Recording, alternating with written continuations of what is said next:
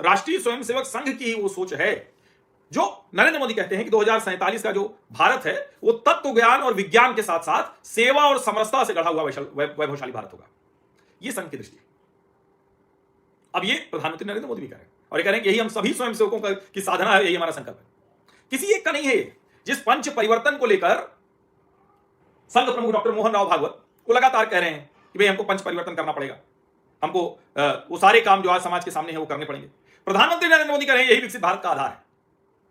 और संघ की समता और समरसता को तो चाहे बाबा साहब अंबेडकर हो चाहे महात्मा गांधी, दोनों ने उसको देखा, सराहा, प्रशंसा की, तो उसमें कोई भ्रम नहीं है। ऐसा सर्वसमावेशी संगठन दुनिया के किसी हिस्से में नहीं हुआ और उसको लेकर लोग बातें करते हैं। कमाल की बात ये कि इंदिरा गांधी, वीर सावरकर की प्रशंसा करें, वो आज के जो बौद्धिक गुलाम हैं, जो उधारी के गांधी, राहुल गांधी के पीछे पीछे चल पड़े हैं, वो राहुल गांधी को सच कह देते हैं, इंदिरा गांधी को झूठ कह देते हैं। कमाल है। और मैं आपको एक बात बताता हूं, वनवासी कल्याण आश्रम की जो स्थापना हुई उसमें कांग्रेस के तत्कालीन नेताओं की बड़ी भूमिका थी, क्योंकि उनको समझ में आ गया कि सरकारी तौर पर, गवर्नमेंट तौर पर हम मिशनरी से नहीं लड़ सकते, हमारे आदिवासियों का मतांतरण हो रहा, मुश्किल बढ़ती जा रही। सेवा भारती पूछता थोड़ी ना है कि आपदा में मुस्लिम है कि क्रिश्चियन है कि कौन है। इसलिए मैं कहता हूं स्वतंत्रता संग्राम में संघ की भूमिका की चर्चा नहीं होनी चाहिए। अब कोई कहेगा कि आप बचाना चाह रहे हैं, क्या बचाना चाहेंगे भाई? जो संघ का जो संस्थापना करने वाला व्यक्ति केशव बलिराम हेडगेवार, वो स्वयं जेल गए, उनके ऊपर राजद्रोह का आरोप लगा, वो बचपन से ही ब्रिटिश के खिलाफ लड़ाई का हिस्सा रहे, उन्होंने अपना जीवन सर्वस्व निछावर कर दिया, होम कर दिया, फिर भी आप सवाल खड़ा कर रहे हैं। अरुणा आसाफ अली बताती हैं कि हम संघ के स्वयंसेवकों के घर में शरण लेते रहे।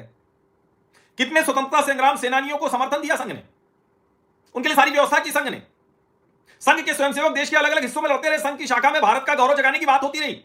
हमारा मन उसी वजह से बना। लेकिन जो नहीं समझ पाए संघ को, जो हेडगेवार जी ने कहा था व्यक्ति निर्माण करना होगा, नहीं तो अब उन्होंने नाम नहीं लिया, लेकिन नहीं तो राहुल गांधी हो जाएगा। क्योंकि जैसे राहुल गांधी कहते हैं ना कि 1947 में हम बने, उनको यूनियन ऑफ स्टेट्स का मतलब समझ में आता है। समझिए इसको, यूनियन ऑफ स्टेट्स उनको समझ में आता है। भैया संघ यही तो जानता था ना कि आप मुगलों के गुलाम, अंग्रेजों के गुलाम, आपको भारत का मतलब ही नहीं समझ में आएगा। संघ ने वो काम किया है। तो 100 वर्ष के संघ पर अभी भी वही सब बात, 100 वर्ष के संघ पर बात कीजिए कि क्या संघ ने बदल दिया। और जिसको नरेंद्र मोदी कहते हैं कि स्वयं कष्ट उठाकर दूसरों के दुख हरना, यह हर स्वयंसेवक की पहचान है। बड़ी से बड़ी चुनौतियों के बीच देशवासियों ने इसका प्रत्यक्ष अनुभव किया।